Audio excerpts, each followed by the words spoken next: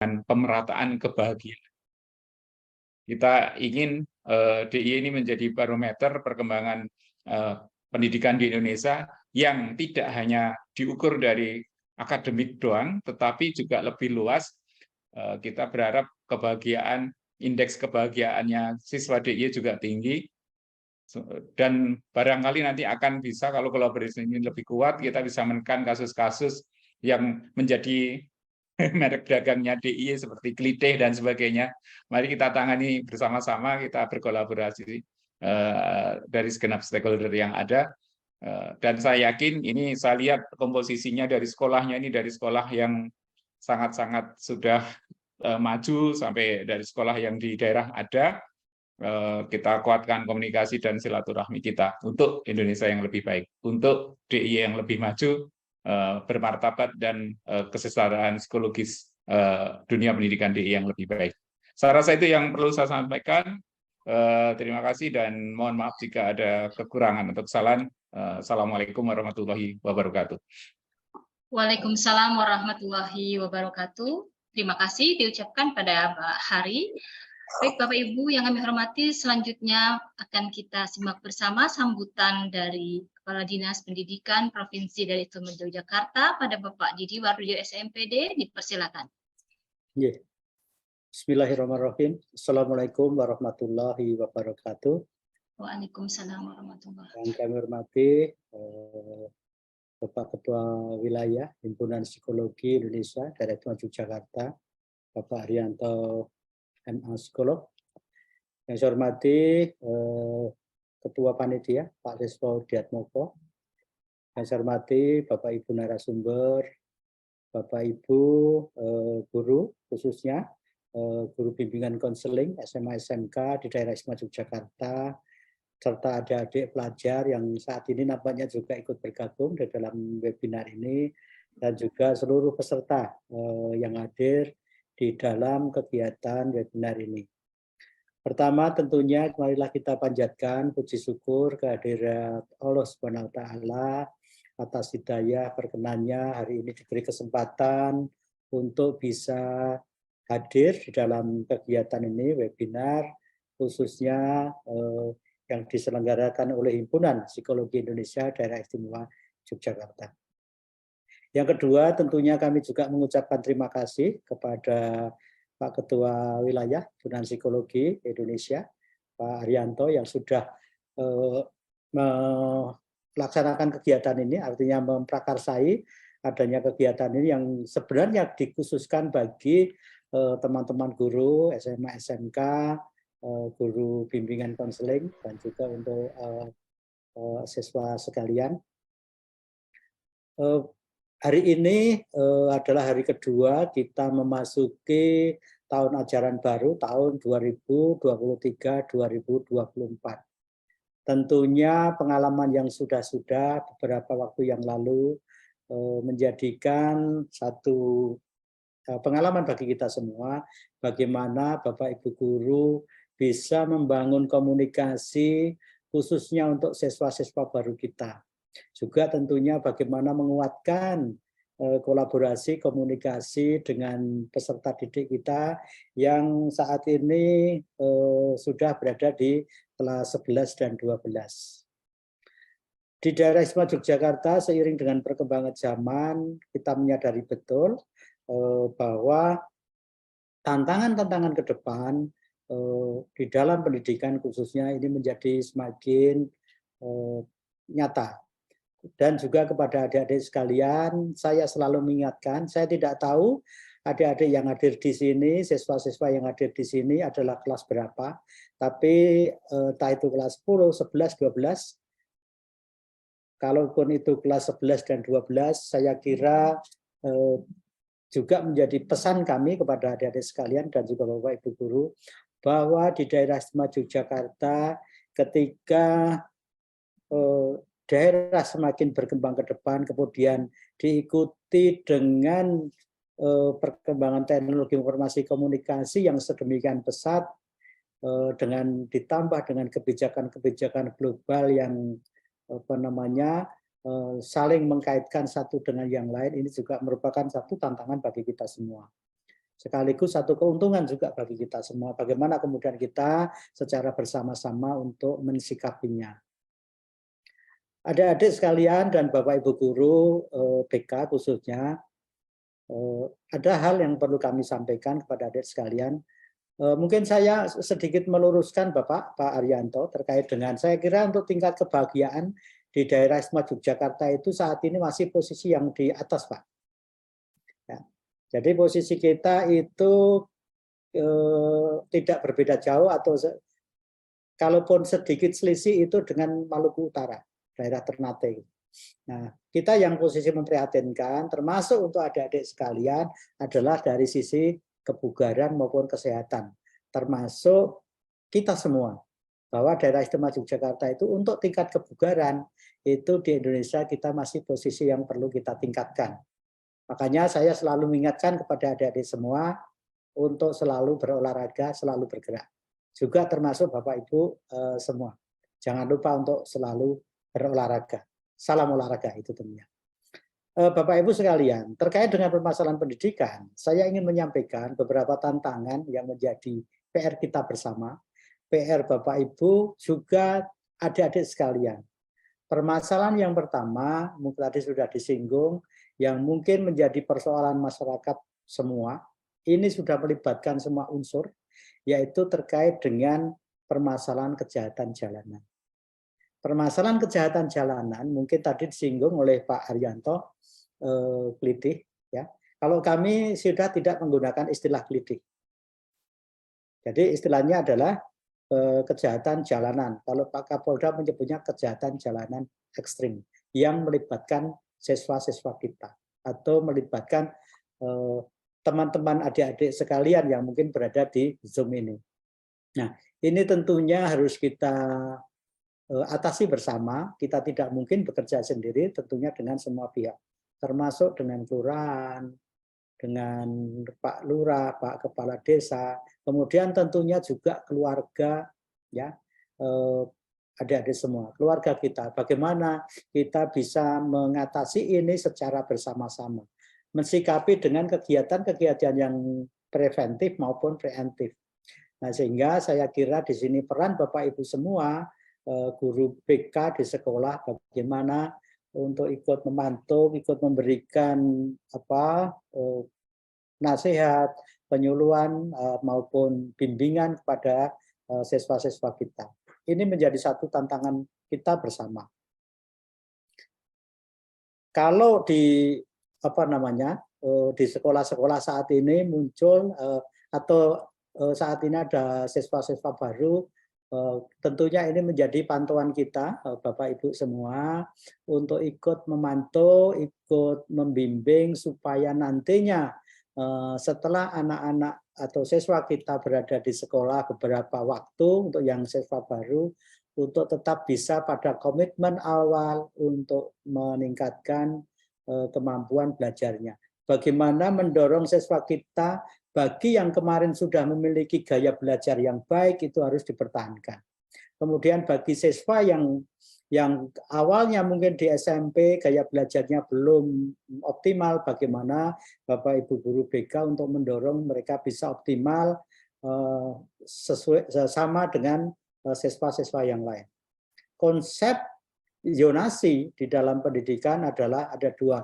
Yang pertama, kita tentunya mendorong guru-guru mengembangkan proses belajar mengajar, harus menyadari betul bahwa di kelas-kelas, di sekolah-sekolah ada siswa yang tingkat kecepatannya belajarnya bagus, tetapi ada juga tingkat kecepatan belajarnya mungkin agak lambat. Ini harus disadari betul, sehingga bagaimana guru-guru kita bisa mengembangkan pembelajaran diferensial. Dan juga Bapak Ibu guru bisa memberikan bimbingan maksimal, bukan saja siswa yang mungkin kategori menurut kriteria mungkin ini melanggar, ini nakal, tetapi bagaimana seluruh siswa kita pandang, seluruh siswa kita lihat, tidak ada yang terabaikan di dalam memberikan bimbingan maupun konseling ini. Saya kira ini menjadi satu hal. Supaya apa? Bagaimana secara bersama-sama kita menekan terkait dengan permasalahan kejahatan jalanan. PR yang kedua yang tidak kalah pentingnya, seiring dengan kota besar, di daerah istimewa Yogyakarta, DIY itu sekarang adalah merupakan kota besar. Kota yang kadangkala menjadi sasaran bagi pihak-pihak lain yang ingin memperkeruh suasana. Bukan tidak mungkin, tapi kita perlu berhati-hati permasalahan narkoba yang bisa melibatkan siswa peserta didik kita ini juga menjadi satu tantangan. Bukti-bukti sudah ada. Bagaimana kemudian saya ingin sekali berharap Bapak Ibu guru BK bimbingan konseling bisa secara aktif, tidak hanya ketika ada kejadian, bagaimana kemudian secara preventif maupun preemptif bisa melakukan upaya-upaya mereduksi permasalahan ini. Kemudian yang tidak kalah pentingnya yang menjadi permasalahan kita adalah terkait dengan permasalahan pelecehan seksual, kemudian terkait dengan perdagangan orang, ini juga perlu kita waspadai bersama. Ini bukan berarti di Yogyakarta sudah marak, tidak. Tapi bagaimana kemudian kita bisa mengantisipasi hal-hal semacam ini. Jangan sampai siswa-siswa kita, termasuk adik-adik sekalian, tergiur oleh iming-iming tertentu, entah itu apapun gadget atau apa, sehingga kadangkala kita bisa terjerumus pada satu hal yang nantinya justru akan merugikan kita semua. Ini menjadi satu hal yang penting. Entah itu dengan cara model online atau model cara-cara yang lain, ini harus kita hindarkan secara bersama-sama. Dan saya berharap sekali adalah peran dari Bapak Ibu BK semuanya. Kemudian yang tidak kalah pentingnya, bagaimana kita juga bisa menekan permasalahan intoleransi ataupun radikalisme yang ada di sekolah. Jangan sampai itu terjadi. Ciptakan suasana sekolah benar-benar menjadi sebuah ekosistem, suasana yang nyaman untuk belajar bagi siswa-siswa kita.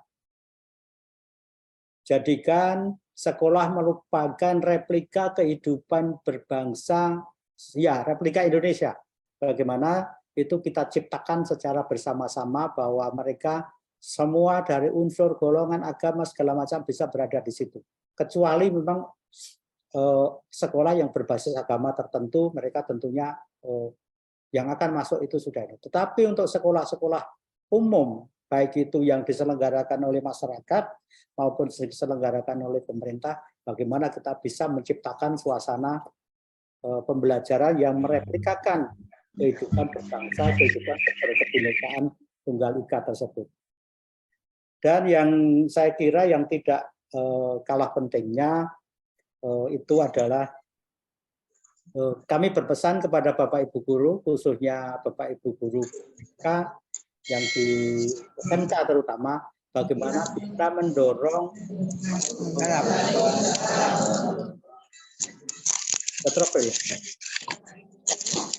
Ada yang bocor kayaknya.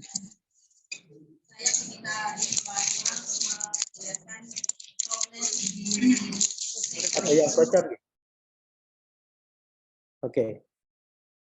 Yang tidak kalah pentingnya adalah Bapak Ibu Guru, khususnya untuk guru BK, kami berharap bagaimana Bapak Ibu Guru juga bisa terlibat banyak di dalam mengembangkan pusat pengembangan karir siswa atau mungkin yang kita kenal dengan BKK, Bursa Kerja Siswa. Saya kira salah satu motor dan ujung tombaknya adalah Bapak Ibu Guru BK yang bisa terlibat banyak bagaimana mengarahkan karir, bagaimana bisa mengarahkan masa depan siswa-siswa kita.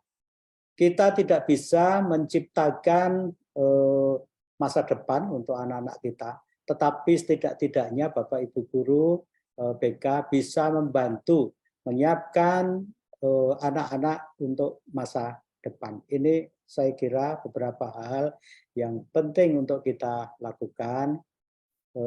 Mudah-mudahan dengan diskusi pada siang hari ini juga kepada adik-adik sekalian, sambutlah tahun ajaran baru dengan baik, biasakan dan berani melakukan sesuatu. Adik-adik saya harapkan mau melakukan sesuatu yang mungkin orang lain tidak bisa atau tidak mau melakukan, tapi pada saatnya nanti adik-adik akan bisa menikmati sesuatu yang orang lain tidak bisa menikmati. Saya kira itu yang dapat kami sampaikan. Terima kasih sekali lagi kepada Pak Arianto yang sudah memprakarsai, memberikan gagasan untuk mengadakan webinar pada siang hari ini. Juga kepada Bapak Ibu semua dan adik-adik, terima kasih peran serta. Mudah-mudahan akan tercipta kolaborasi dan komunikasi yang baik sehingga harapan-harapan ke depan pendidikan di daerah istimewa Yogyakarta menjadi semakin baik. Terima kasih, kami akhiri. Assalamualaikum warahmatullahi wabarakatuh. Waalaikumsalam warahmatullahi wabarakatuh. Terima kasih pada Bapak Didi Wardoyo, Kepala Dinas Pendidikan, Pemuda dan Olahraga atas sambutan yang diberikan.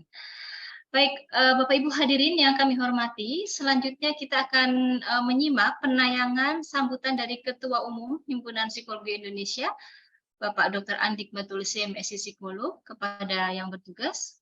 Silakan.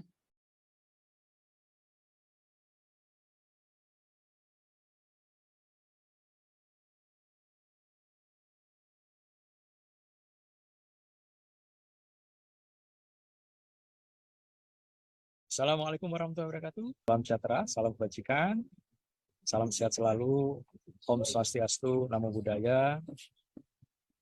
Di bumi Ternate, Maluku Utara, saya, Dr. Andik Batul MSc Psikolog, Ketua Umum Pengurus Pusat Himpunan Psikologi Indonesia, bersama seluruh pengurus pusat, pengurus wilayah, pengurus asosiasi ikatan, majelis psikologi pusat, majelis psikologi wilayah, dan seluruh anggota HIMSI mengucapkan selamat ulang tahun ke-64 bagi Himpunan Psikologi Indonesia. Usia 65 tahun bukanlah usia yang singkat, sudah banyak hal-hal yang dilakukan oleh HIMSI. Oleh karena itu, di usia 64 ini menjadi momen Himpunan Psikologi Indonesia untuk mengimplementasikan Undang-Undang Pendidikan dan Layanan Psikologi Nomor 23 Tahun 2022 yang sudah disahkan di DPR pada tanggal 7 Juli 2022. Dengan adanya Undang-Undang Pendidikan dan Layanan Psikologi ini, maka akan semakin tertata pendidikan, semakin berkualitas pendidikan, ada sebuah jaminan dan kepastian hukum pada profesi, dan juga semakin meningkatkan kualitas di dalam pemberian layanan psikologi.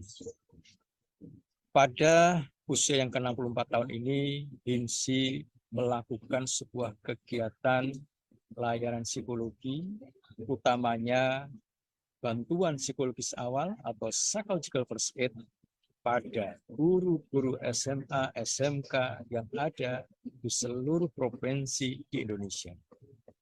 Kegiatan ini dilakukan bersama antara pengurus pusat dengan pengurus wilayah, beserta juga pengurus asosiasi ikatan untuk memberikan layanan kepada para guru-guru agar mampu nantinya melakukan deteksi dini terhadap berbagai persoalan-persoalan siswa-siswa SMA, SMK yang ada di wilayahnya masing-masing. Kegiatan ini dilakukan serentak di 34 provinsi atas dukungan dari Kementerian Pendidikan dan Kebudayaan, Riset dan Teknologi, beserta seluruh dinas pendidikan kebudayaan yang ada di seluruh provinsi, beserta seluruh perangkat organisasi Himpunan Psikologi Indonesia. Ke depan nanti tentunya akan banyak hal yang akan kita implementasikan, terutama layanan psikologi di semua wilayah. Tidak hanya persoalan bantuan psikologis awal, tetapi lebih dari itu, yaitu meningkatkan kesejahteraan psikologis, meningkatkan kesehatan mental dan psikologis bagi seluruh warga, masyarakat, bangsa, dan negara Indonesia ini. Doakan kami semua yang ada di dalam HIMSI mampu untuk membuat, menyusun berbagai perangkat-perangkat, memberikan masukan turunan dari Undang-Undang Pendidikan dan Psikologi berupa peraturan pemerintah, permen, peraturan menteri, dan berbagai peraturan-peraturan lain yang menjadi bagian penting nanti di dalam pengembangan sumber daya manusia. Semoga kita lakukan kegiatan ini bersama, HINSI beserta pemerintah, beserta seluruh masyarakat Indonesia untuk mendukung adanya SDM unggul. SDM unggul didapatkan dari masyarakat yang sehat secara fisik dan psikologis, sehingga peran HINSI untuk meningkatkan kesehatan mental, kesehatan psikologis menjadi sesuatu yang penting untuk dilakukan dan menjadi hal yang penting dan menjadi bagian yang penting dalam penyelesaian berbagai persoalan-persoalan yang ada di masyarakat, bangsa, dan negara Indonesia. Salam sehat selalu. Semoga SDM unggul di tahun 2045 akan menjadi bagian penting bagi kinerja, bagi layanan psikologi yang akan dilaksanakan oleh seluruh komunitas himpunan psikologi Indonesia. Assalamualaikum warahmatullahi wabarakatuh. Om Santi Santi Santi. Namo Buddhaya, salam kebajikan. Ya, waalaikumsalam warahmatullahi wabarakatuh. Terima kasih kepada Bapak Ketua Himpunan Psikologi Indonesia. Baiklah, Bapak Ibu, para guru dari SMK, kemudian juga ada perwakilan dari OSIS siswa ya, dan juga seperti ada beberapa kolega dari Biro Psikologi yang bergabung. Kita akan memasuki acara inti pada siang hingga sore nanti. Namun sebelumnya, dengan hormat kami meminta Bapak Ibu untuk menghidupkan kamera supaya kita bisa berfoto bersama sebelum melanjutkan kegiatan ini. Dipersilakan Bapak Ibu untuk membuka sejenak. Iya, on cam ya, sambil bersiap. Ada 12 layar sepertinya ya. Kita tidak tahu ada di layar berapa, jadi tolong senyumnya dipasang terus sampai saya sampaikan selesai ya. Baik, Bapak Ibu, kita mulai dari layar yang pertama. 2, 3. Baik. Layar yang kedua. 1, 2, 3. Oke. Layar ketiga. 1, 2, 3. Baik, layar yang keempat. 1, 2, 3. Oke. Layar kelima. 1, 2, 3. Layar keenam. 1, 2, 3. Iya, dilanjutkan layar ketujuh. Banyak yang masih off cam ya. Silakan Bapak Ibu. 1, 2, 3. Iya. Layar ke-8. Ya. 1, 2, 3. Layar ke-9. 1, 2, 3. Layar ke-10. Ya, semakin berkurang ini yang on cam. 1, 2, 3. Layar ke-11. 1, 2, 3, dan terakhir layar yang ke-12. 1, 2, 3. Baik, terima kasih Bapak Ibu. Kita akan segera memasuki acara inti penyampaian materi tentang bantuan psikologis awal, terutama di lingkungan satuan pendidikan SMA, SMK ya di wilayah Provinsi Daerah Istimewa Yogyakarta. Telah hadir bersama kita narasumber yaitu Bapak Muhammad Novalian Filsuf Tasawufi. Beliau adalah Ketua Bidang Pengabdian dan Pelayanan Masyarakat Himpunan Psikologi DIY, yang juga sebagai staf pengajar di Fakultas Psikologi dan Ilmu Sosial Budaya UII. Beliau sebagai manajer Pusat Psikologi Terapan dan juga konselor di Direktorat Pengembangan Kemahasiswaan UII. Beliau adalah alumni dari Fakultas Psikologi S1 dan S2 di Universitas Gadjah Mada. Beberapa pengalaman beliau terkait dengan bantuan psikologis awal ini, yang itu juga membuat kami yakin beliau berkompeten untuk berbagi pada Bapak Ibu guru siang hari ini. Beliau melakukan pemberian materi BPA pada relawan psikologi Gempa Lombok di tahun 2018, Beliau juga memberikan materi BPA pada pengurus OSIS di Sleman pada tragedi susur sungai SMP Negeri 1 Turi di tahun 2020. Beliau memberikan materi BPA dan juga pada supervisor rumah kepemimpinan di 2021 dan pemberian materi BPA pada tenaga kependidikan di FEUB UI di tahun 2023. Baik, langsung saja kita akan berikan kesempatan kepada Bapak Ali ya, panggilannya Pak Ali, silakan waktu dan tempat sepenuhnya untuk Pak Ali. Silakan Pak Ali. Oke, terima kasih Bu Rahmi. Assalamualaikum warahmatullahi wabarakatuh. Salam sejahtera untuk kita semua. Apakah suara saya terdengar? Ya, jelas Pak. Jelas ya. Nah, sebelum mengikuti saya mungkin ingin mengajak Bapak Ibu dan adik-adik semua gitu ya untuk mengklik ya klik pesan yang saya kirim via chat.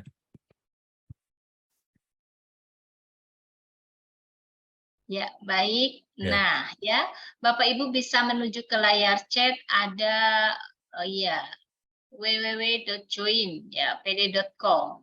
Bisa diklik untuk berpartisipasi, dipersilakan. Ya, nanti setelah setelah diklik diminta kode kelas, nanti silahkan masukkan kode kelasnya seperti yang tampil pada layar Bapak Ibu semua. Kenapa saya melakukan ini? Agar nanti prosesnya penyampaian materinya lebih interaktif ya, kayak gitu. Nah, dari sini tanpa perlu bertanya, saya bisa mendapatkan informasi tentang bagaimana kondisi stresnya Bapak Ibu dan adik-adik semua. Agak serem ya. Tapi di Iya, sosial ini silakan. sudah ada 4 peserta yang masuk. Sementara ini masih ada 300 ya. 300 jumlahnya sangat banyak sekali. Ya, silakan Bapak Ibu dan juga boleh ya adik-adik dari OSIS. Ya, adik-adik silakan ya. Berpartisipasi. Nanti diklik ya join pd.com lalu masukkan kode kelasnya di situ gitu ya. Nanti akan saya mulai kalau sudah sampai 50 kali ya, 50 baru akan saya mulai karena kalau ini baru berapa persen ya? Belum ada 10%-nya ya. Yuk, mari Bapak Ibu. Oke. Ya. Ini saya lihat dari berbagai sekolah ini Pak Ali. Ya, di wilayah Provinsi DIY dari utara, selatan, barat, dan timur ya. Ya, makanya saya sangat merasa terhormat gitu ya. Mudah-mudahan di sini saya bukan sebagai yang makar sekali di bidangnya gitu ya seperti itu, tapi lebih pada proses kita belajar bersama gitu. Seperti itu. Yang mana kebetulan saya beberapa kali diamanahi untuk memberikan materi seputar bantuan psikologis awal dalam setting bencana, karena waktu itu bencananya sudah terjadi. Nah, untuk yang kali ini mudah-mudahan tidak perlu menunggu bencana, tapi kemudian kita sudah siap, gitu ya, sudah siap kalau misalnya ada sesuatu hal yang terjadi yang tidak kita inginkan. Nah, seperti itu. Oke, sudah ada 50 peserta sehingga bisa kita mulai. Oke, kodenya yang di layar ya Bapak Ibu ya, tadi ada ya DPC ya. Ya, kodenya adalah ini di pojok kanan atas. Kalau misalnya ada yang baru mau ikut, kodenya ada di situ. Ya, sudah terlihat materinya, Bapak Ibu, adik-adik? Ya, sudah kan Pak? Pak? Oke. Ya. Jadi sebelumnya, nah ini saya ingin mengecek stresnya Bapak Ibu semua, gitu ya. Nah di situ bisa diatur ya, kira-kira. Itu kalau poin 0 itu adalah saya baik-baik saja, gitu ya, seperti itu. 5 itu ada yang mengganjal tapi masih bisa fokus, dan 10 itu tidak bisa mengendalikan emosinya gitu. Nah, kira-kira ini rata-rata Bapak Ibu adik-adik semua itu kira-kira di angka berapa ya? Gitu ya. Oke, sudah 28 peserta yang ikut gitu ya. Ya, nanti biar kita lebih interaktif karena kalau Zoom itu memang salah satu kelemahannya adalah karena kita jarak jauh ya, tapi kelebihannya adalah jangkauannya lebih luas.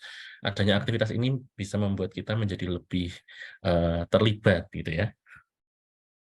Oke, sudah 52. Ada yang belum bisa mengklik ya, ini Pak Ali di chat ya. Ya, Oke. ada yang ya, tapi sudah banyak yang bisa, tapi ada yang belum bisa sepertinya. Klik. Oh, iya. Enter kode diisi apa? Diisinya DPCFYD gitu ya. Mungkin bisa bantuan dari teman-teman panitia.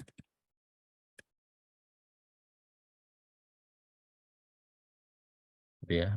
Seharusnya bisa gitu ya dengan apa Ya. Google Chrome atau apa gitu ya. Seperti itu.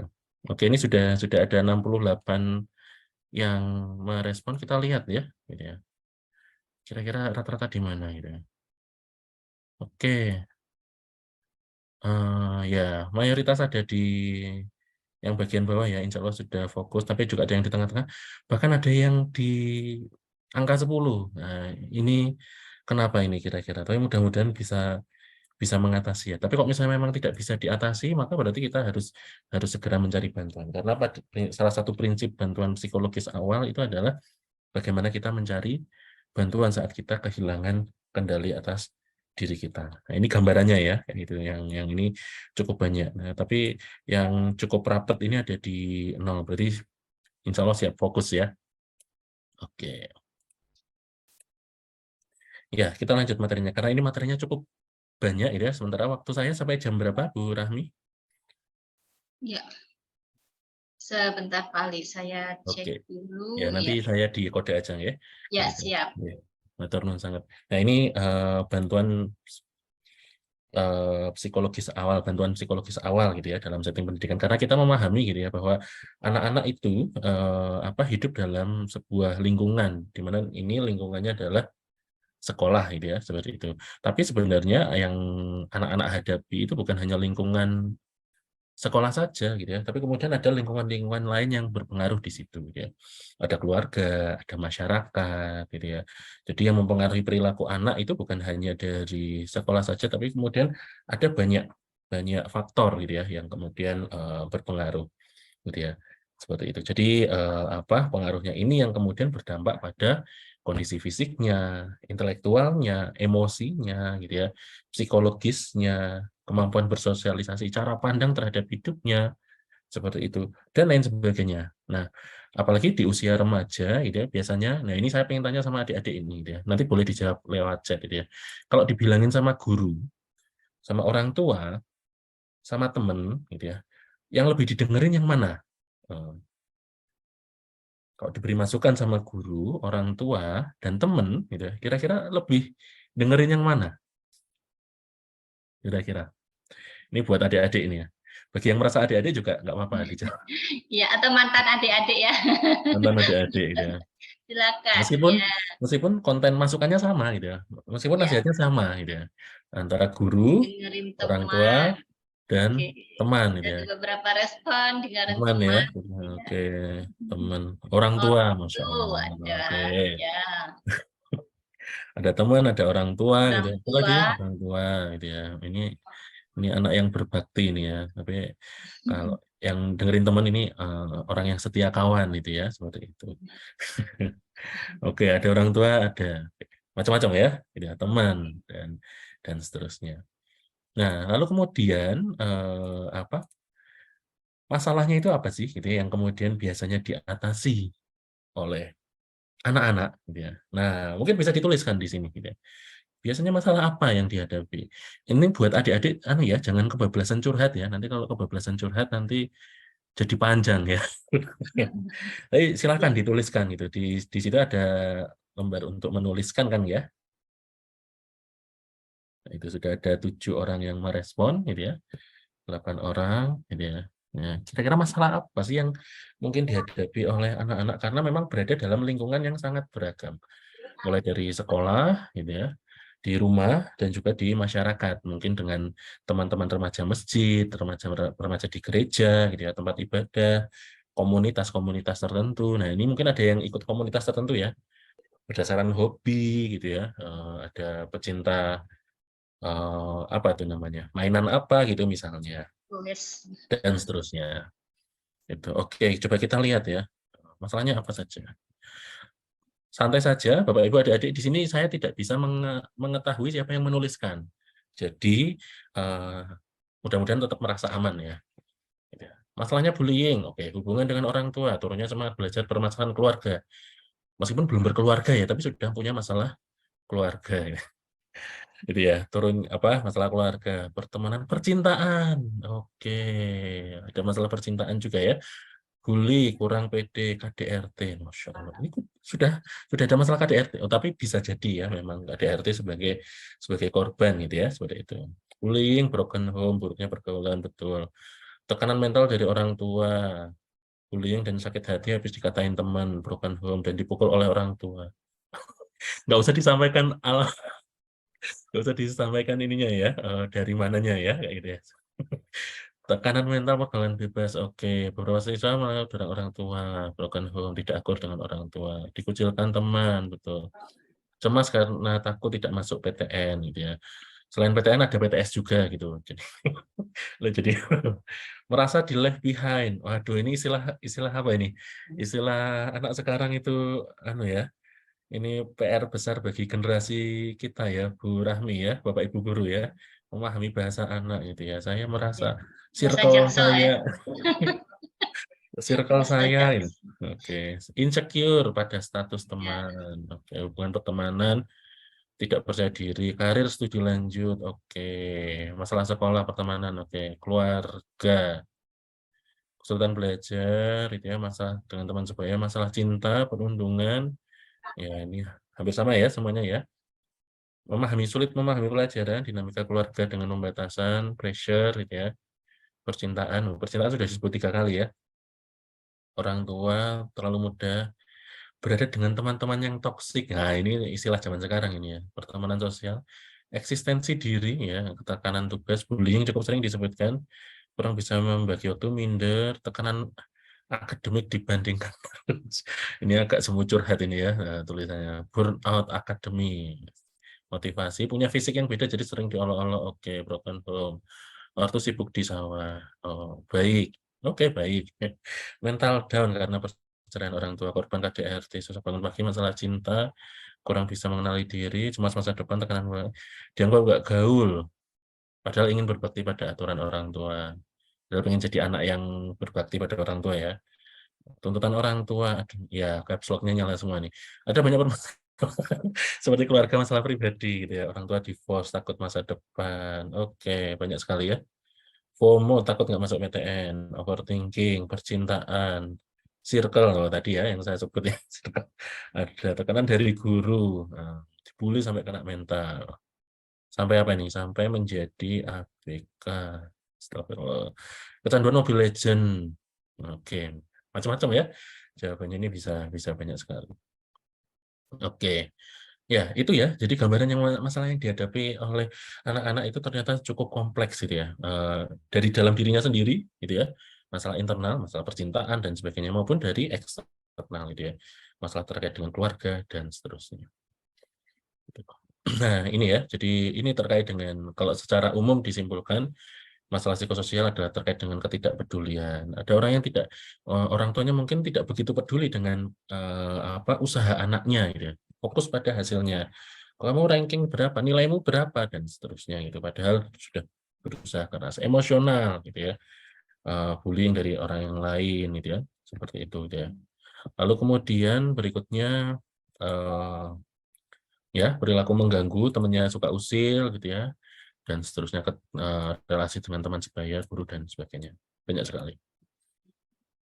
Nah, ini adalah hal-hal yang kemudian penting untuk mempercepat pemulihan dan menguatkan ketangguhan siswa, karena memang hidup itu penuh masalah. Semakin tinggi, semakin banyak usia kita, maka semakin banyak pula masalah yang harus dihadapi.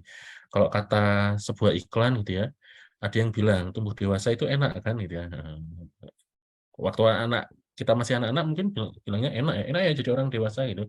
Tapi ketika menjalani menjadi orang dewasa ternyata itu bukan hal yang mudah. Enggak, capek ini. Seperti itu. Nah, lalu kemudian apa sih sebenarnya bantuan psikologis awal itu gitu ya. Nah, jadi bantuan psikologis awal ini adalah ya keterampilan sederhana Pertama itu ya, keterampilan yang sifatnya sederhana dilakukan secara sistematis gitu ya. Ada sistemnya, ada aturannya, ada hal-hal yang harus diperhatikan gitu ya untuk mencegah atau mengurangi ya dampak negatif dari suatu masalah. Biasanya adalah suatu krisis gitu ya. Orang tuanya berantem di pagi hari gitu ya seperti itu. Lalu kemudian siswa tersebut masuk sekolah. Nah, kira-kira apa yang dirasakan oleh siswa tersebut? Nah, kayak gitu. Itu apa salah satu keterampilan sederhana yang kemudian yang perlu kita lakukan itu apa? Sekaligus menunjang proses pemulihan psikologis karena tidak hanya luka fisik saja ya, tapi luka psikologis, luka batin ini pun juga perlu diperhatikan itu. Kalau kata sebuah lagu ini sakitnya di mana? Di mana-mana ya gitu ya, nggak cuma di hati saja gitu, tapi apa banyak hal gitu. Kalau sakit fisik kelihatan gitu, tapi kalau sakit hati, nah nggak kelihatan itu tadi. Makanya ada beberapa orang yang kemudian dia melukai dirinya sendiri itu yang terjadi salah satu alasannya adalah supaya luka batinnya itu terlihat jelas gitu ya, seperti itu. Gitu dan itu membuat dia menjadi apa lebih lega, terkurangi rasa sakitnya. Ya, jadi ada kalau secara fisik ada P3K, pertolongan pertama pada kecelakaan. Nah, ini teman-teman adik-adik dari PMR ya, angkat tangan nih. Ya. Banyak yang hadir ini. Ya. Nah, ini masih sudah menguasai ya. Ada balut bidai, ada menghentikan pendarahan gitu ya, macam-macam. Bahkan diajari RJP, resusitasi jantung paru. Ya. Itu. Nah, secara psikologis pun juga ada yang kemudian disebut dengan bantuan psikologis awal. Ya. Nah, ini sasaran pentingnya ya. Jadi tujuan dari kalau misalnya P3K gitu ya, pertolongan pertama perut keroncongan. Oh, bukan ya. Pertolongan pertama pada kecelakaan itu kan sasaran pentingnya adalah menyelamatkan jiwa, mencegah dari luka yang lebih lanjut gitu ya. Nah, kalau bantuan psikologis awal itu apa ya? Seperti itu. Nah, ini ya. Memberikan rasa aman dan nyaman. Ya, bayangkan kasusnya tadi gitu ya. Orang tuanya berantem di rumah gitu ya. Siswa ini harus berangkat sekolah. Rasanya bagaimana kira-kira? Mesti rasanya tidak nyaman gitu ya, rasanya pikirannya kalut gitu ya. Jangankan untuk konsentrasi belajar gitu ya. Kadang-kadang mungkin dia perjalanan menuju sekolahnya kayak gitu, itu bisa bisa sangat mudah terdistraksi gitu ya. Gitu. Jadi cara berkendaranya jadi ngawur gitu ya, jadi membahayakan diri sendiri ataupun orang lain. Maka salah satu hal yang penting gitu ya dalam pelaksanaan penerapan bantuan psikologis awal ini adalah bagaimana kita bisa memberikan rasa aman dan nyaman pada teman kita, pada murid-murid kita. Lalu kemudian mendorong keberfungsian. Keberfungsian di sini artinya kita semua memiliki fungsi masing-masing gitu. Gitu sebagai siswa. Siswa ini dia bisa dianggap berfungsi sebagai siswa ketika bisa belajar gitu kan. Nah, berarti mendorong dia untuk bisa mendorong anak tersebut, teman kita tersebut, adik kita tersebut, anak-anak kita tersebut bisa belajar, memfasilitasi pemulihan dan mencegah kondisi yang lebih buruk. Lalu kemudian siapa yang dapat memberikan ini, gitu ya? Yang dapat memberikan gitu. Kalau P3K, gitu ya, yang bisa memberikan siapa? Apakah harus dokter atau orang yang sekolah di kesehatan? Enggak kan ya? Gitu. Semua orang bisa, selama dia mendapatkan pelatihan itu. Pelatihan P3K punya tahu prinsip-prinsip dasarnya. Nah, pun juga sama. Yang bisa memberikan bantuan psikologis awal adalah semua orang yang mendapatkan pelatihan bantuan psikologis awal tersebut. Jadi ada prinsip-prinsipnya yang kemudian juga harus dipahami. Kapan BPA dilakukan? Sama dengan P3K gitu ya. P3K kapan dilakukan? Ya sesegera mungkin ketika luka itu terjadi. Misalnya ya, BPA itu dilakukan segera mungkin setelah kejadian krisis tersebut. Gitu. Ketika ada teman kita tiba-tiba di pagi hari gitu ya nangis sendiri gitu ya, ditanya sebabnya apa, dia diam aja gitu, maka harus segera diberikan bantuan psikologis awal supaya apa? Supaya tidak berlarut-larut. Gitu ya. Untuk siapa gitu ya? Bantuan psikologis awal itu siswa yang membutuhkan dan kelompok rentan gitu ya. Jadi kalau dalam setting bencana kelompok rentan itu bisa macam-macam ya. Ada lansia gitu ya, ada anak-anak itu seperti itu. Yang jelas adalah siapa yang membutuhkan. Lalu kemudian bagaimana memberikannya, dan berarti yang harus dilakukan adalah ada bekal pengetahuan yang insya Allah hari ini kita bahas ya, sikap dan juga keterampilan dasar. Yang mana ini bisa diberikan sifatnya kelompok maupun individual. gitu ya. Bisa diberikan kelompok gitu ya, atau individual. Kalau individual ya tadi ya, misalnya nangis sendiri kayak itu, kita berikan secara individual. Tapi misalnya ya ada teman kita sedih itu, tapi dalam satu kelas gitu ya, satu kelas merasa sedih gitu ya, seperti itu. Nah itu bisa diberikan sifatnya kelompok. Nah, ini adalah hal-hal yang terkait dengan bantuan psikologis awal. Prinsipnya, ya, ini prinsip-prinsip, ya, prinsip tadi gitu ya. Pertama, beri dukungan sesegera mungkin, ya, beri dukungan, disapa, gitu ya, dimotivasi, gitu ya. Berikan perhatian pada individu yang membutuhkan, bantu mencari informasi yang terkait, gitu ya, dengan masalah tersebut. Kira-kira yang paham masalah, misalnya ya tadi ya, masalah rumah tangga, gitu ya, keluarga, kayaknya cukup banyak ya masalah keluarga. Kira-kira siswa itu lebih nyaman cerita ke siapa? Selalu bersikap jujur. Kita jujur pada diri kita sendiri. Jangan sampai kemudian memberikan harapan palsu. Gitu ya. Ini semua mesti bisa selesai ini. Karena mungkin ada beberapa masalah yang kemudian itu tidak bisa selesai. Orang tua broken home itu seperti itu. Bercerai, solusinya apa gitu? Penyelesaiannya bagaimana? Karena ketika bersatu kembali belum tentu itu menjadi solusi. Bisa jadi adalah penyelesaiannya adalah diterima gitu. Tunjukkan dukungan emosional. Jadi jangan sampai kemudian ketika kita sedang membantu memotivasi teman kita, adik kita, anak kita gitu ya, seperti itu,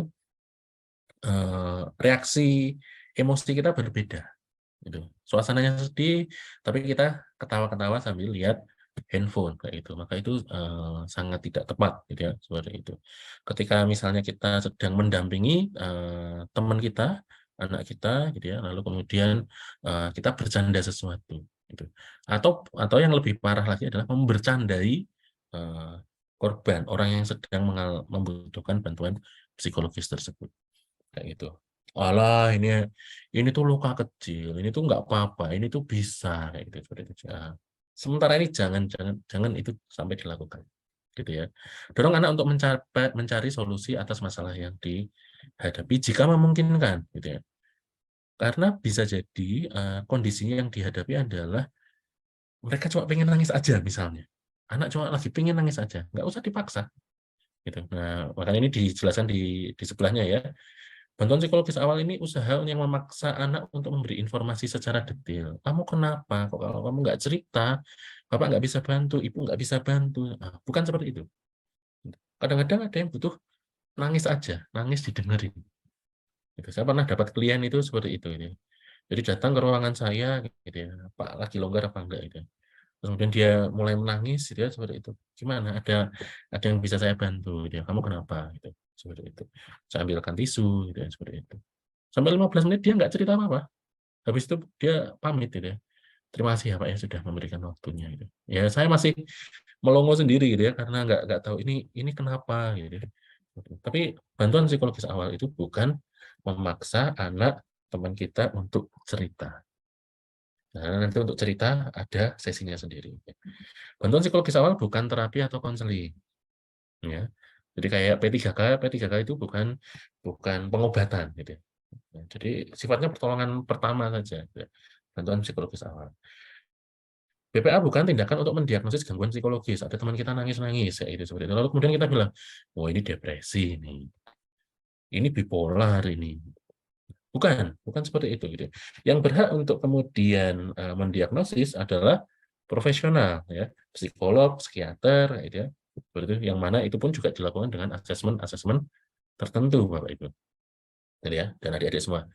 Dan juga bukan perawatan untuk gangguan psikologis. Jadi kalau misalnya sudah ada riwayat gangguan tertentu, gitu ya, sudah ada riwayat misalnya gangguan depresi, hasil diagnosis dari dokter atau psikolog kayak gitu ya, seperti itu. Nah, berarti memang sebaiknya segera dirujuk. Ya, mudah-mudahan nggak terlalu cepat ya. Ini penerapan BPA gitu ya. Ada look, listen, link gitu ya, seperti itu. Dan ada beberapa step gitu ya, seperti itu. Nah, yang akan kita pelajari hari ini adalah yang 3 step, yang paling mendasar. Seperti itu ya.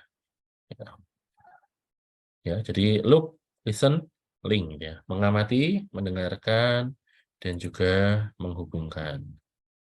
Gitu ya.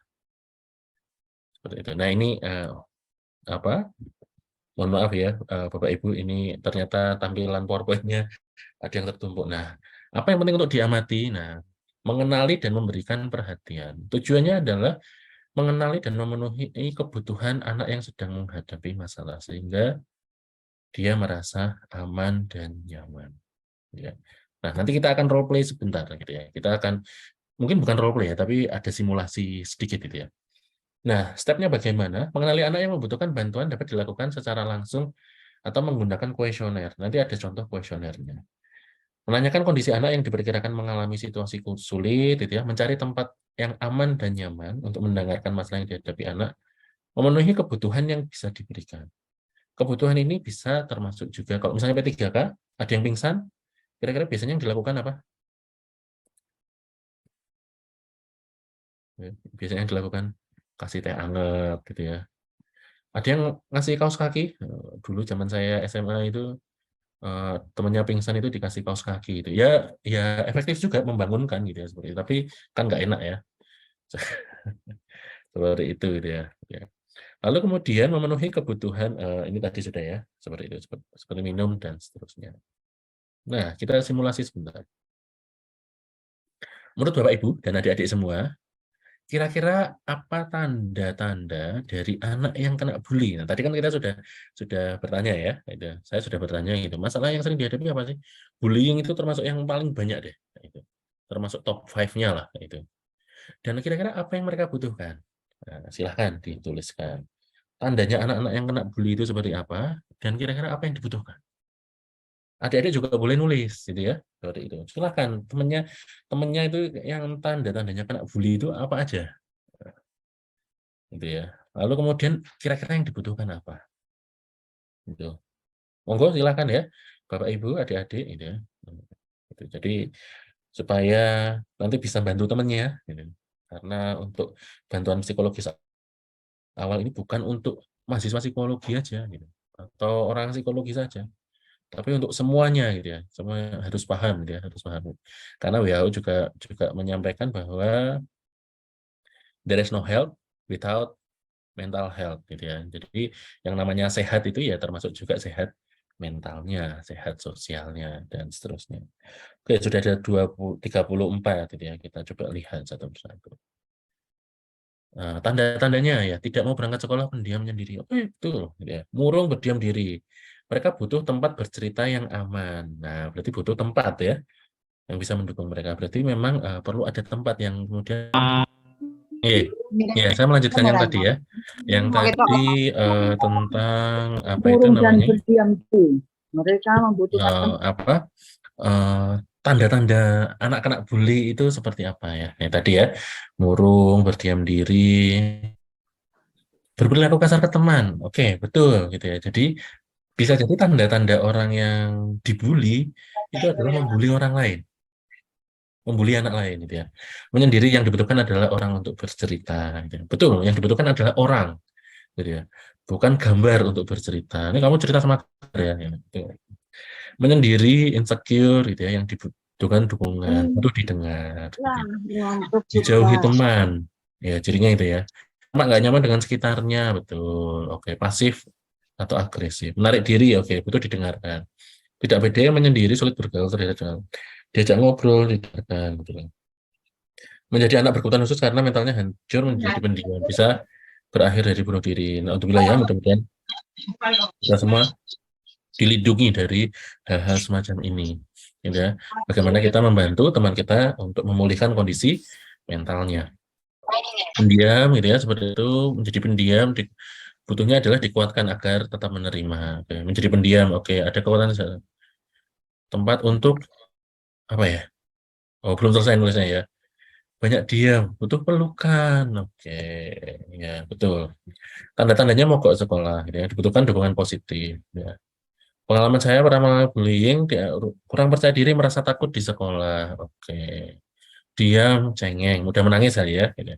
Emosi melabil, lebih menyendiri, terisolir, dan seterusnya. Gitu ya. Murung ya, sama ya.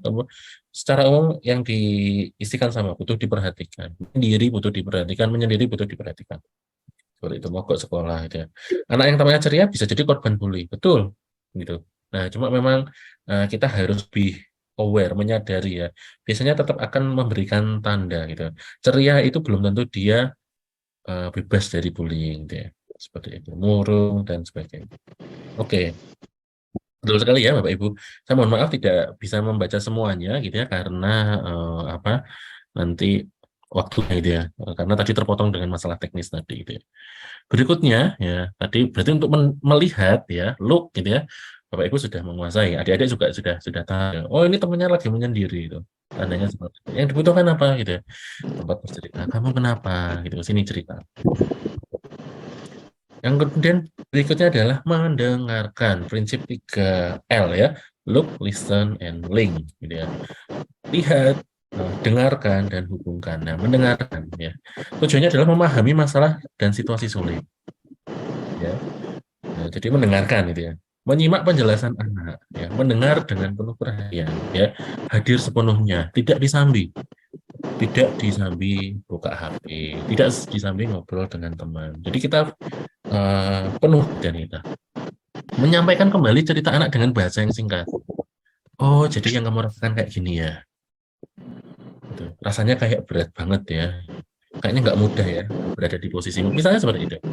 Tidak memberikan tanggapan pribadi, ya, tanggapan pribadi yang menyakiti, menghakimi, menyinggung perasaan. Misalnya, gitu ya, pagi tadi orang tuanya berantem, lalu kemudian dia pergi dalam kondisi marah. Bapak Ibu kok kayak gitu sih, gitu. Saya tuh nggak suka, Bapak Ibu. Oh, kamu tuh sebagai anak tuh nggak boleh kayak gitu ya. Itu namanya durhaka sama orang tua. Padahal bisa jadi niat dia bukan untuk durhaka. Dia sedang mengungkapkan emosinya. Untuk mengetahui permasalahan potensi dan dukungannya sosial anak, gitu ya, dapat mengacu ya pada formulirnya sedia, gitu ya, seperti itu. Nanti ada contohnya. Nah, kita simulasi lagi. Kasusnya apa? Ya, ini kasusnya beda lagi. Kalau yang tadi bullying, kasus yang kedua ini adalah terkait dengan mendengarkan ya. Oke, kita lihat. Kira-kira apa yang akan disampaikan oleh Bapak Ibu, teman-teman, adik-adik, jika ada anak-anak atau temannya yang patah hati karena putus cinta, kan tadi masalah cinta itu banyak sekali kan. Kira-kira apa yang akan disampaikan? Untuk menunjukkan bahwa Bapak Ibu, adik-adik memiliki keterampilan untuk mendengarkan.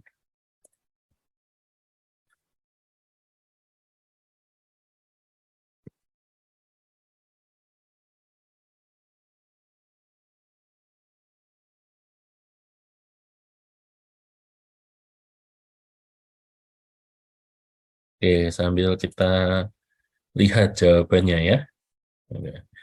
Oh, tapi ini baru 6. Nah, ayo ditambah lagi gitu. Jadi 20 lah gitu. 7. Apa yang disampaikan jika anak-anak atau teman ada yang patah hati?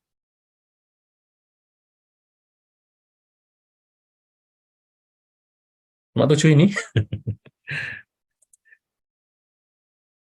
Terima kasih Bu Nah dari SMK Negeri 1 Godian Setia mengikuti dia. 9. Oke, untuk bersingkat saya bacakan aja ya, seadanya dulu aja. Kira-kira apa yang akan disampaikan? Sedih sekali ya kamu mengalami hal tersebut. Kayak gitu. Oke. Terus kemudian belajar menerima keadaan, menikmati prosesnya dan pahami bahwa cinta yang menyakiti bukan cinta pada hakikatnya. Pacaran bukan jalan yang untuk menemukan cinta yang sesungguhnya. Oke. Ya, saya akan mengatakan bahwa aku memahami perasaanmu. Orang yang sedang jatuh cinta akan sulit mendengar saran dari orang. Gitu ya. Nggak apa-apa, suatu saat kamu akan menemukan cinta sejatimu. Gitu ya. Oke, terus kemudian apa? Selanjutnya itu ya. Sekarang perasaannya sedang sedih ya, kalau butuh bantuan. Oke, bisa cerita ya. Cinta selamanya indah, Dek.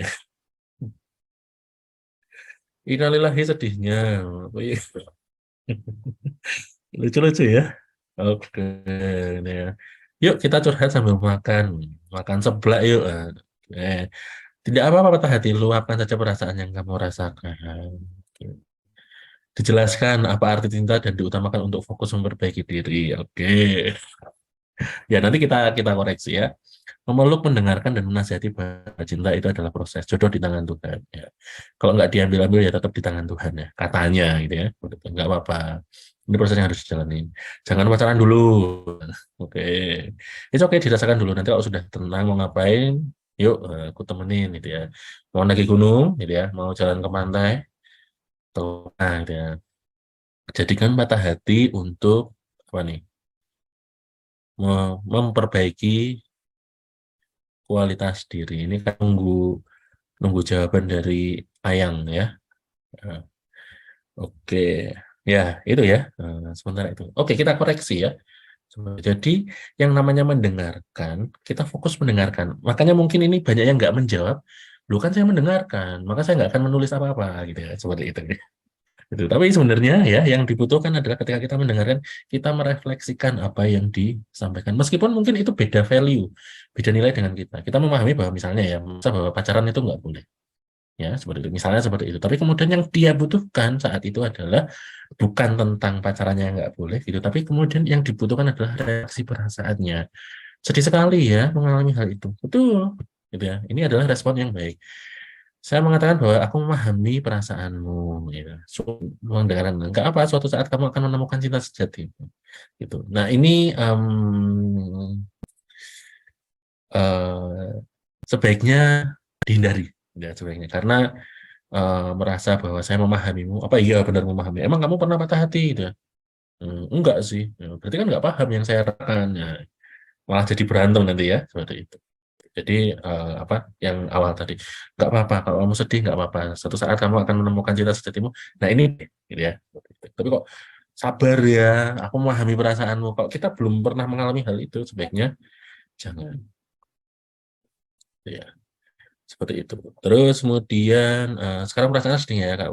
Betul bisa cerita. Oh boleh ini ya. Cinta tidak selamanya indah, deh. Jangan. Kira-kira ini boleh cinta tidak selamanya indah? Ya memang tidak selamanya indah sih. Nah, jangan ya, innalillahi sedihnya. Mohon Nah, maaf Pak Ali, 5 menit lagi ya. oh, siap. Curhat sambil makan, oke. Enggak apa-apa, oke.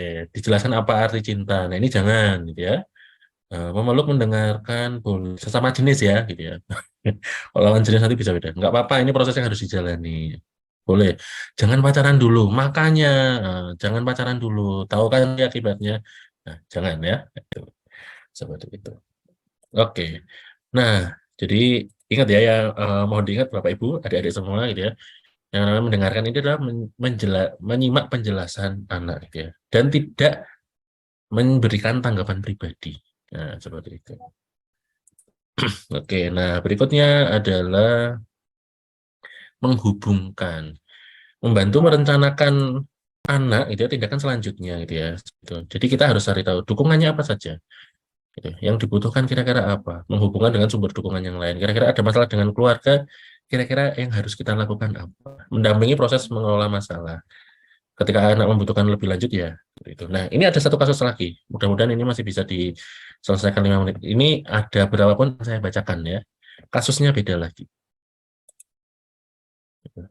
Jika ada anak yang melakukan self harm, ya teman kalian, gitu ya, temannya ada ya, melakukan self harm atau melukai dirinya sendiri, kira-kira akan dirujuk kemana? Akan dibawa kemana kira-kira?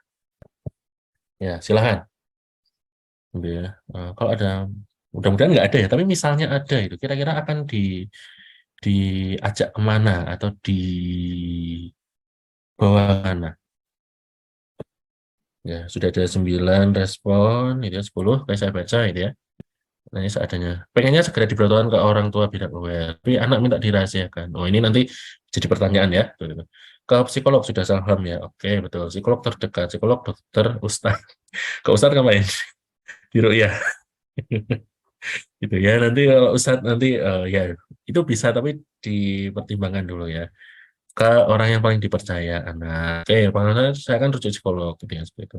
Vaskes, oke, ke guru BP, oke, psikolog, ke BK, psikolog dan seterusnya gitu ya, psikolog. Oke, jawabannya sudah. Nah, itu adalah prinsip-prinsip dasarnya gitu ya, seperti itu. Ya, jadi ini keterampilan dasarnya. Nah, ini masuk juga mengajarkan anak, ya, teman-teman kita, relaksasi. Duduk yang rileks, gitu ya, seperti itu. Atur nafas, nah, itu relaksasi. Atau kemudian yang terkenal di film-film itu, film Korea, it's okay to not be okay, ya. Butterfly hug, ya, tangan disilangkan, ya, lalu kemudian ditepuk-tepukkan seperti ini, gitu ya. Nggak ada yang meluk diri kita, ya kita peluk diri kita sendiri, gitu kan? Ya, seperti itu. Yang paling penting adalah kita mau memeluk diri kita sendiri. Ya, mendengarkan aktif tadi sudah dibahas, ya, kesediaan, empati pun juga sudah masuk dalam mendengarkan, dan juga identifikasi. Nah, identifikasi ini terkait dengan questionnaire, ya, penilaian diri anak. Ya. Yang membantu mengatasi masalah itu apa? Kekuatan diriku apa? Masalah yang sedang aku hadapi apa? Kelemahan diriku apa, dan sebagainya. Akan membantu anak untuk bisa mengidentifikasi kira-kira apa yang bisa dilakukan. Seperti itu. Ya, ini tadi praktikumnya beda ya, seperti itu. Jadi secara umum, insya Allah itu, gitu ya, materi terkait dengan bantuan psikologis awal, gitu ya. Mohon maaf jika dalam penyampaian ada hal-hal yang kurang berkenan, tapi saya sangat bahagia sekali dengan respon Bapak Ibu semua dan adik-adik semua, ya. Ada semicurnya di sini, itu jadi mudah-mudahan jadi semakin memperluas wawasan kita. Sekali lagi saya mohon maaf atas hal-hal yang kurang berkenan. Saya akhiri. Assalamualaikum warahmatullahi wabarakatuh. Saya kembalikan ke Ibu Rahmi. Waalaikumsalam warahmatullahi wabarakatuh. Terima kasih Pak Ali. Kita beri aplaus ya dari tempat masing-masing untuk Pak Novalian yang telah menyampaikan paparannya terkait dengan bantuan psikologis awal gitu ya. Jadi ada beberapa hal yang mungkin perlu saya simpulkan ya, garis bawahi ya Bapak Ibu tadi yang disampaikan oleh Pak Ali terkait dengan 3L ya, look, listen, dan link gitu ya. Jadi bagaimana kita lebih cermat ya, lebih peduli, lebih care gitu ya terhadap entah itu siswa-siswinya atau teman-temannya, karena di sini juga ada dari siswa OSIS ya. Ketika ada tanda-tanda atau kondisi di antara siswa atau teman-teman ya pelajar itu yang memang berpotensi atau bahkan memang memiliki permasalahan gitu ya. Tadi juga bagaimana mendengarkan itu juga menjadi bagian sesungguhnya yang tampaknya sederhana ya, tetap mendengarkan ya, tetapi ternyata orang bisa merasa setidaknya lega ya ketika sudah berbagi atau sharing. Nah, menjadi pendengar yang baik yang tidak mudah gitu ya. Kemudian link gitu. Link ini juga satu kepekaan tersendiri bahwa ada saat di mana kondisi tertentu memang kita harus merefer, kita harus mengajak, merujuk ya ke profesional untuk menghindari hal-hal yang tidak diinginkan gitu ya. Dan memang ternyata sekarang ini kalau terkait dengan isu kesehatan mental itu para siswa ya, termasuk kalau di perguruan tinggi ya mahasiswa itu ya Pak Ali ya, banyak resiko-resiko atau potensi ya yang membuat secara mental itu mengalami gangguan, sehingga peran lingkungan, peran pendidik itu menjadi sangat penting. Baik, kita akan buka sesi pertanyaan dari Bapak Ibu. Apakah di kolom chat sudah ada yang bertanya? Jika belum, kita akan berkomunikasi langsung dengan silahkan mengirimkan emot raise hand untuk kemudian akan saya tunjuk dan bisa open mic. Sudah ada yang masuk pertanyaan. Baik, saya bacakan. Dari ini Bapak atau adik mahasiswa ya, Sadali gitu ya Pak Ali, ini ada di kolom chat juga bisa sama-sama melihatnya. Ketika ada kondisi bullying di sekolah, kira-kira yang diprioritaskan untuk dilakukan BPA ya, apakah pelaku atau korban? Nah, ya itu ya, apakah pelaku menghadapi gangguan psikologis ya, sebenarnya dua-duanya itu ada problem yang harus diatasi ya Pak Ali, tapi mana yang lebih dulu begitu ya pertanyaannya dari Pak Sadli. Ya menarik juga ya Bapak. Silakan, mungkin langsung saja karena kita juga berkejaran dengan waktu ini ya. Silakan Pak Ali. Ya, jadi kalau misalnya kondisinya seperti ini, gitu ya, ada kondisi bullying, maka tergantung kira-kira yang membutuhkan bantuan yang lebih urgent itu siapa. Kalau misalnya dalam konteks ini sebenarnya juga pertama dilihat bullying yang apa dulu ya, atau bagaimana konteksnya gitu. Seperti itu. Kayak misalnya ketika pelaku bullyingnya ini adalah marah tidak terkendali dan dia tidak bisa mengendalikan dirinya, bisa jadi yang dibutuhkan adalah pelakunya dulu gitu ya.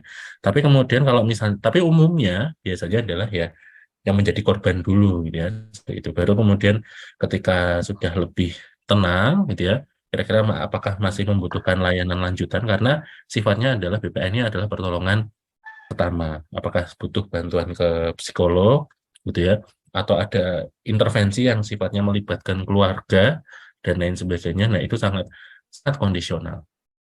Seperti itu. Tapi kemudian kita bisa melihat kira-kira mana yang lebih tidak bisa mengendalikan dirinya. Nah, itu yang kemudian lebih membutuhkan bantuan psikologis awal. Ketika pelaku bullyingnya dia dalam kondisi yang sangat marah, gitu ya, bahkan bisa jadi melukai dirinya sendiri, bisa jadi dia yang lebih membutuhkan. Gitu. Jadi apa yang bisa kita lihat adalah apakah kondisinya itu membahayakan dirinya atau tidak. Nah, seperti itu. Kalau semakin potensinya besar membahayakan dirinya sendiri, eh, semakin membahayakan dirinya sendiri, gitu ya, seperti itu, maka itu yang lebih diprioritaskan. Mudah-mudahan menjawab, ya, kayak gitu.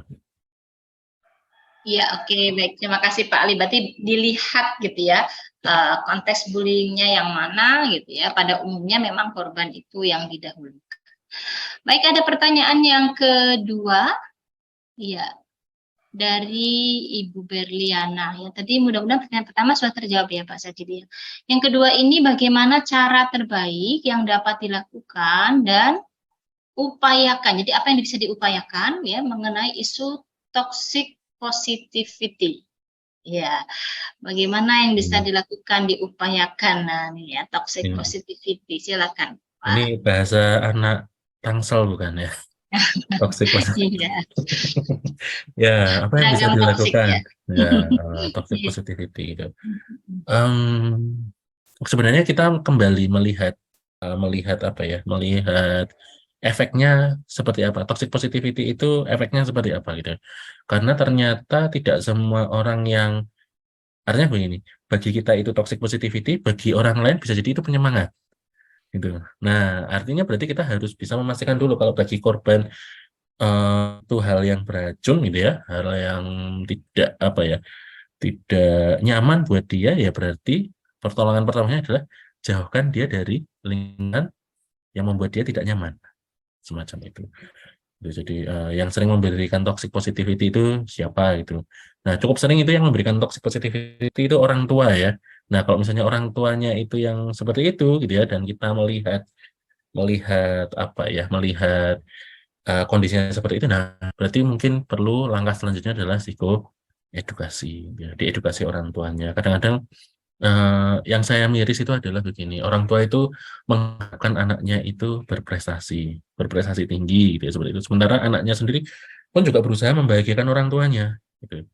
Nah, cuma ketika hasilnya tidak dengan harapan orang tuanya beranggapan bahwa anaknya itu semaunya sendiri dan sebagainya, sehingga nggak ada titik temu dia. Orang tuanya niatnya sayang, anaknya pun juga niatnya sayang, tapi tidak ketemu. Bahkan menuduh masing-masing pihak ini tidak menyayangi anak saya itu nggak bisa bersyukur lah, dan seperti itu. Orang tua saya tidak memahami saya lah, kayak gitu.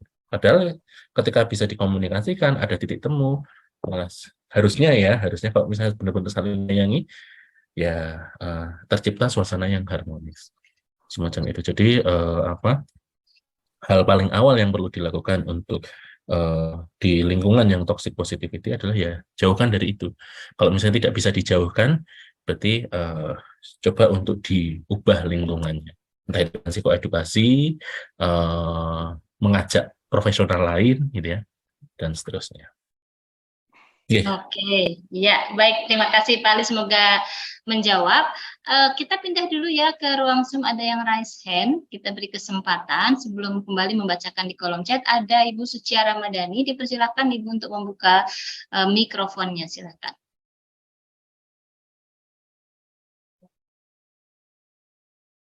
Halo Ibu Sucia Ramadhani. Silakan Ibu Suci.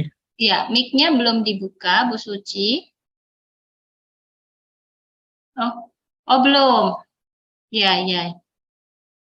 Belum bisa. Oh, belum bisa.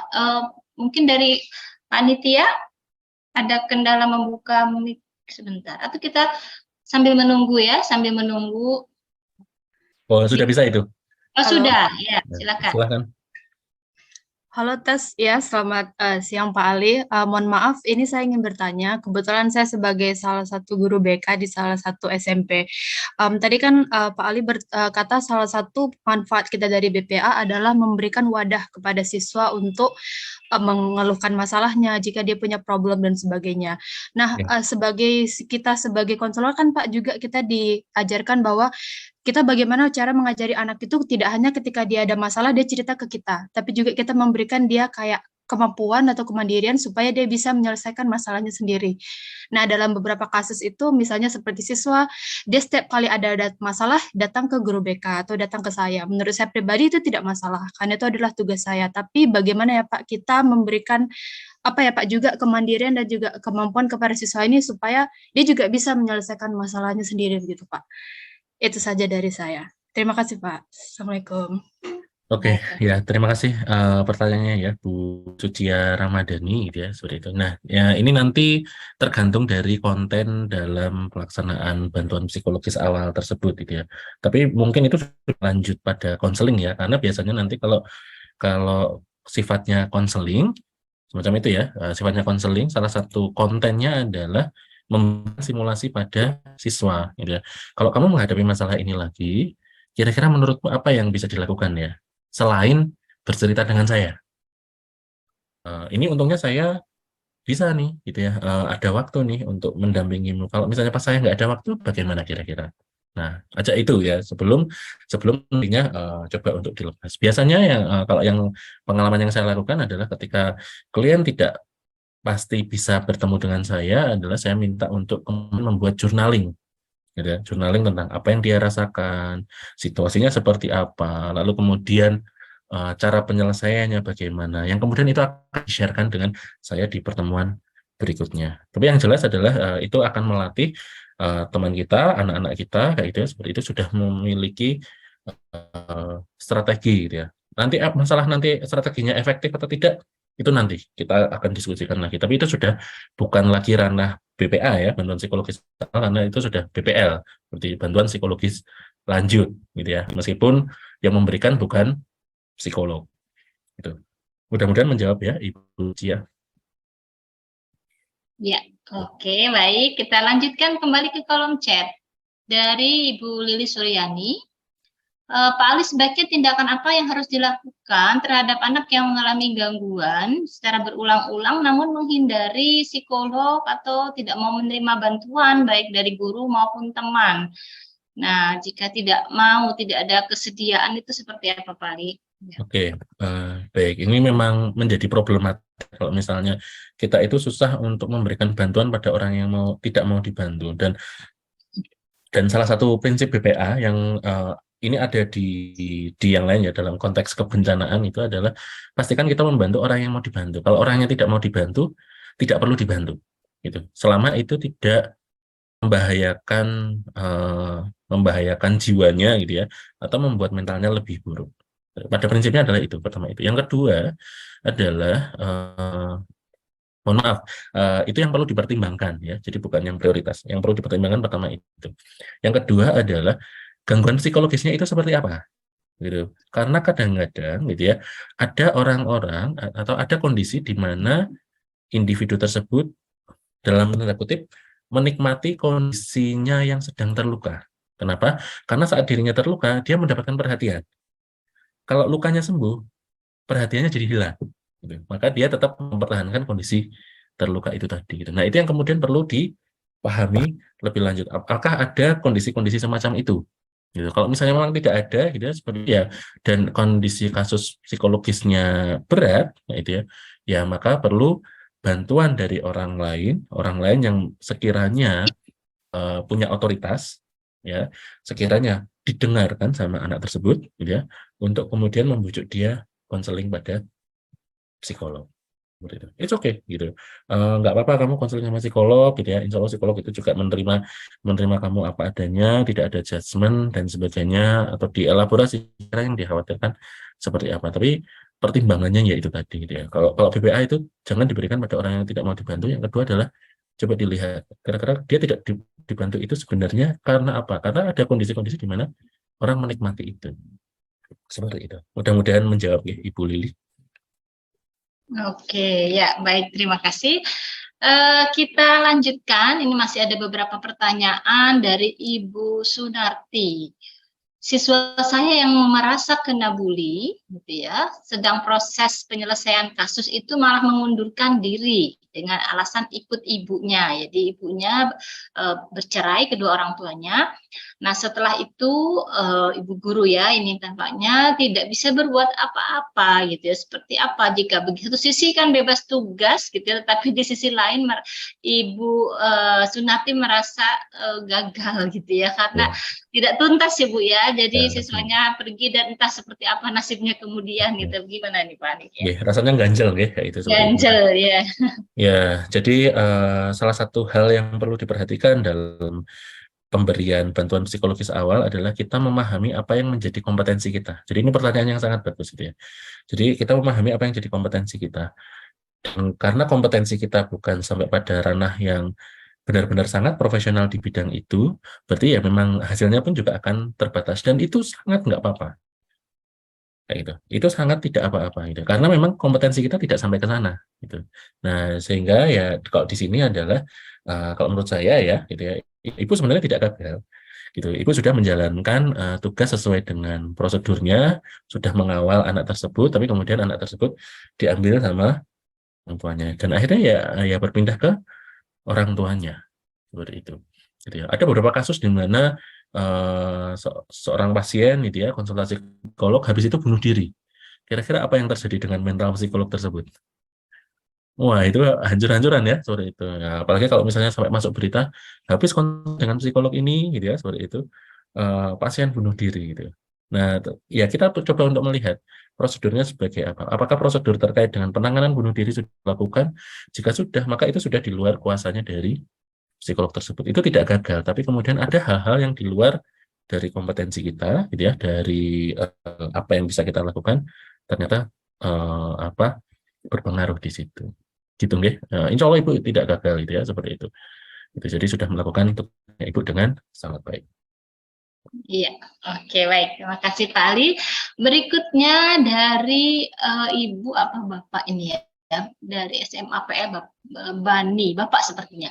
Izin bertanya bagaimana memberikan pemahaman kepada siswa terkait self-diagnosis, jadi mendiagnosis diri ya, karena informasi soal self-diagnosis ini ramai ya di medsos, cari sendiri, label-labeli sendiri, cari obat sendiri ya, cenderung menelan mentah. Ini bagaimana dalam konteks sebagai guru ya pada siswa?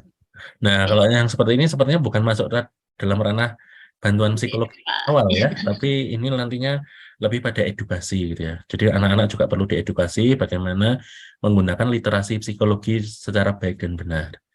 Gitu ya. Kayak misalnya ya ini sebenarnya berlaku pada apapun ya. Bahwa ketika kita melakukan sesuatu di luar kompetensi kita, maka hasilnya bisa membahayakan gitu ya.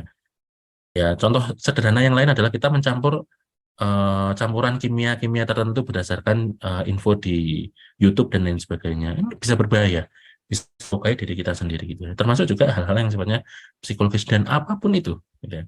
Apapun itu selama tidak ada bimbingan, tidak ada supervisi, itu seperti itu bisa berbahaya. Dan ini memang ini PR besar bagi kita, gitu ya, untuk mengedukasi anak-anak kita, mengedukasi teman-teman kita, jangan melakukan self diagnose, gitu ya, kecuali memang diserahkan pada ahlinya seperti itu. Oke, ya edukasi ya maksudnya ya memang betul ya harus diedukasi mereka.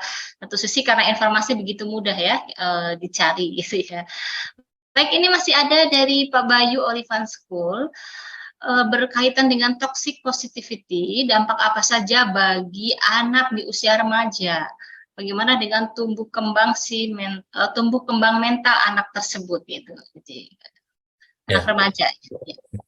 Ya, ini juga sepertinya bukan terkait dengan BPA ya, bantuan psikologis awal, tapi memang ini menjadi permasalahan isu yang penting gitu ya, karena cukup sering dihadapi oleh remaja kita gitu ya, anak-anak kita itu. Nah, yang perlu diperhatikan adalah konten dari toxic positivity itu seperti apa, karena tingkat keparahannya tergantung dari kontennya dan sejauh mana konten itu menyentuh kejiwaannya gitu ya, seperti itu.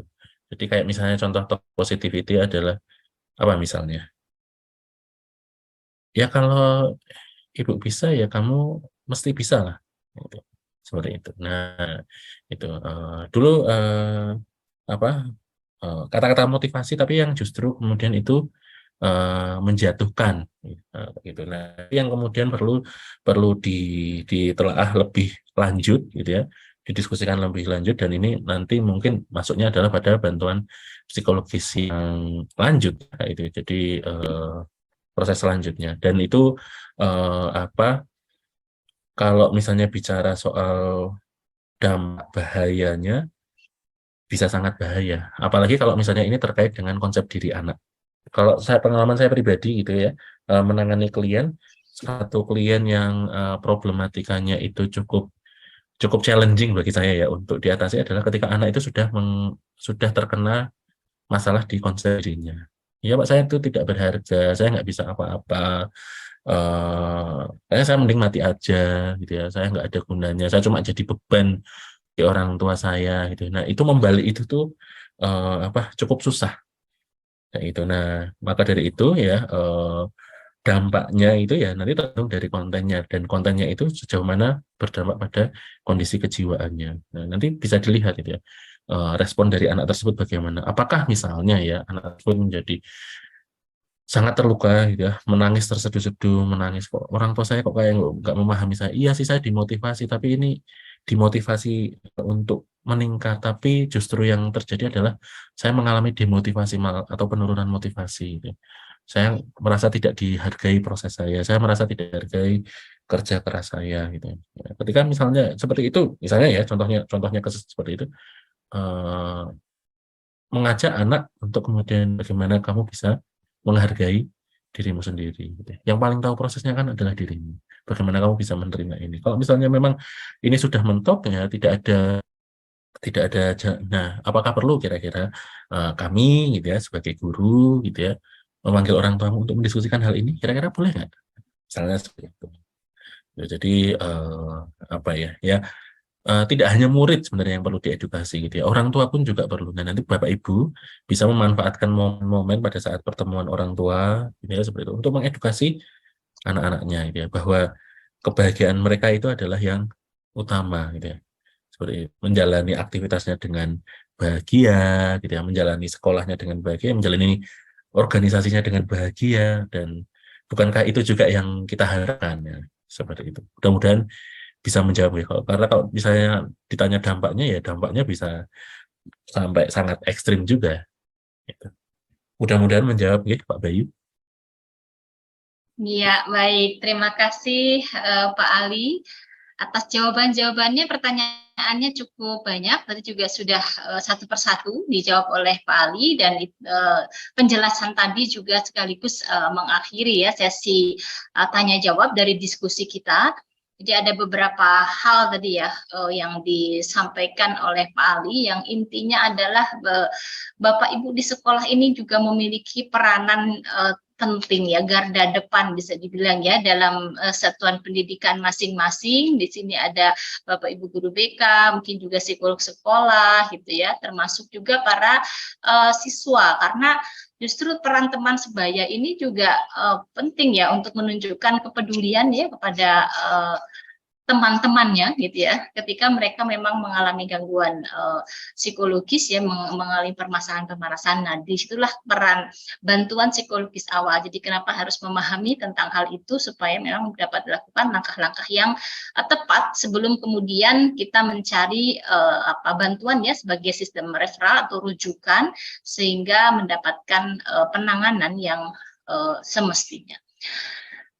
begitu yang bisa kita diskusikan. Terima kasih banyak sekali lagi pada Bapak Ibu semua, siswa hadirin ini yang setia tadi ya. Ada 86 di Zoom meeting ini, termasuk kita semua panitia juga begitu ya. Dan kami mencatat ada 3 penanya ya yang kiranya kami pilih untuk mendapatkan door prize ya dalam kesempatan kali ini.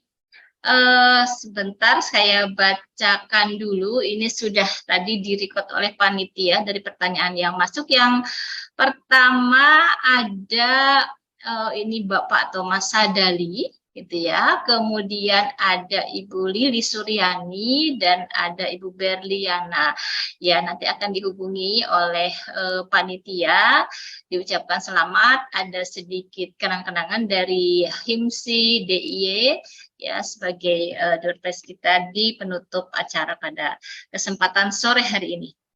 Baik, sekali lagi terima kasih pada Pak Muhammad Nopalian Yusuf Tasawufi yang telah membersamai kita ya di acara diskusi ataupun workshop BPA ini, dan juga kepada semua yang hadir. Kita akan mengakhiri acara ini, dan dari panitia apakah ada info-info pengumuman terkait dengan kegiatan ini?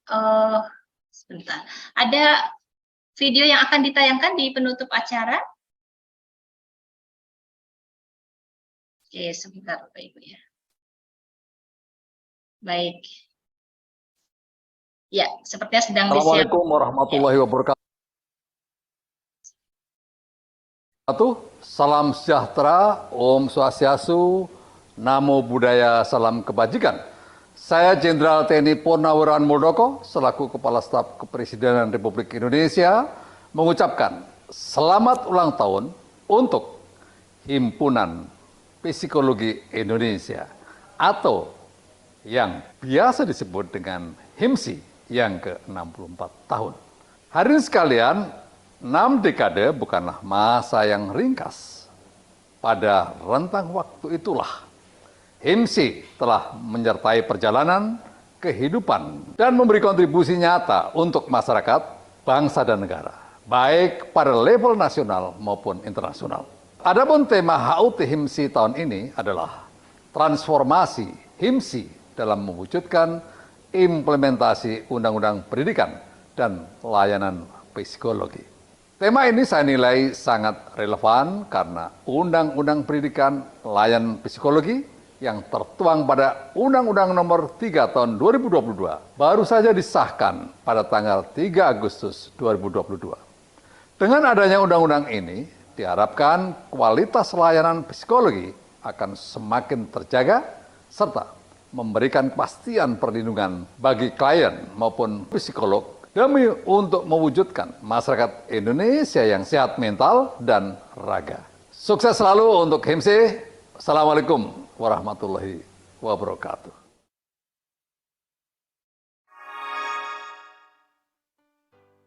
Assalamualaikum warahmatullahi wabarakatuh. Salam sejahtera bagi kita semua. Om Swastiastu, Namo Buddhaya, Salam Kebajikan. Saya Budi Sadikin, Menteri Kesehatan Republik Indonesia, mengucapkan selamat ulang tahun untuk Himpunan Psikologi Indonesia yang ke-64. Terima kasih HIMSI telah menjadi induk organisasi profesi psikologi yang berkontribusi dalam meningkatkan kesejahteraan psikologis masyarakat Indonesia. Semoga HIMSI terus maju, mengembangkan dan memberdayakan anggotanya, serta mendukung transformasi kesehatan, khususnya dalam pelayanan kesehatan jiwa. Selamat ulang tahun HIMSI. Wassalamualaikum warahmatullahi wabarakatuh. Om Santi Santi Santi Om.